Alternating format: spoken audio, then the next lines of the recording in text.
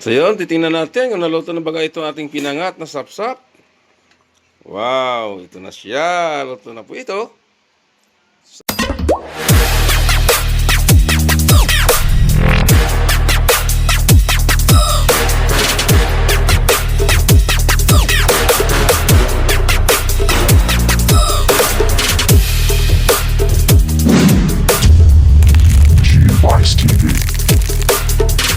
What's up mga guys? Magandang hapon po sa lahat. Welcome to my channel and my cooking vlog. So ngayon po magluluto na naman tayo. Andito tayo sa kusina at kakarating na natin galing po sa ating araw-araw na nabuhay. So simple lang ating lulutuin ngayon. Nakabili po tayo na isdang malaki. Isdang sapsap. Dahil sa sobrang laki, sinapsapan niya sobrang laki. Ito isdang sapsap ay simple lang ang gagawin natin dito. Ito tinatawag na pinangat ng isdang sapsap. So yun po ang isdang sapsap. Sariwang-sariwa po nabili natin yan at malinis na po yan. So simple lang ang ating gagawin dyan ay ating papangatin. Pangalawang init o pangatlong init ay yan isariwa ay talagang hindi pangatlong init yan ay talagang hindi pa naluluto yan.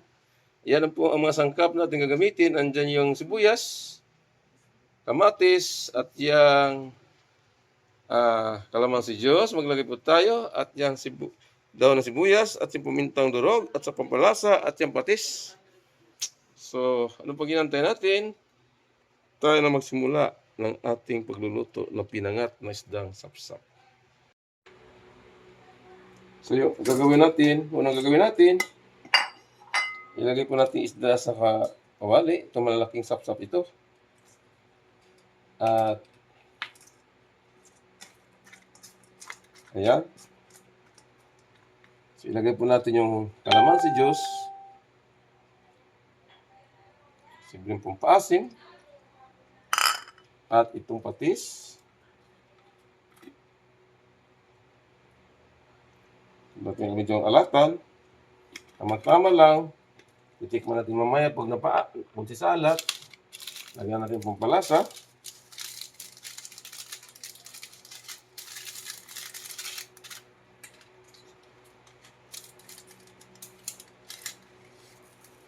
Ayan, ilagay na po.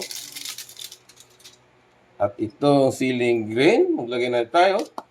At itong wasak na paminta, maglagay po tayo ng wasak na paminta. Ayan. Itong luto lang sa ating isdang sapsap. Kahit sino ka pwede magluto nito. At itong sibuyas, lagay na rin natin. Ayan. Itong kamatis. Ayan. At itong daon ng sibuyas, pampabango sa ating nilutong isdang sapsap. At maglagay po tayo ng kunting tubig. Ayan. Maganda yung may sabaw. Parang may higop na kaunti. So, ayan. So yan, isalang mo natin para maluto ito. So yan, nakasala na po. So within 20 minutes, yan pinakamatagal na po yan. Isaglit na po maluto tatakpol po natin. A few moments later. So yun, titingnan natin kung naluto na baga ito ating pinangat na sapsap. Wow, ito na siya. Luto na po ito. So ano bagang ang tagal nito, kung baga sa isda pala ang manipis na ito dahil sinapsapan. Ito na yung ating isdang sapsap. Luto na po ito.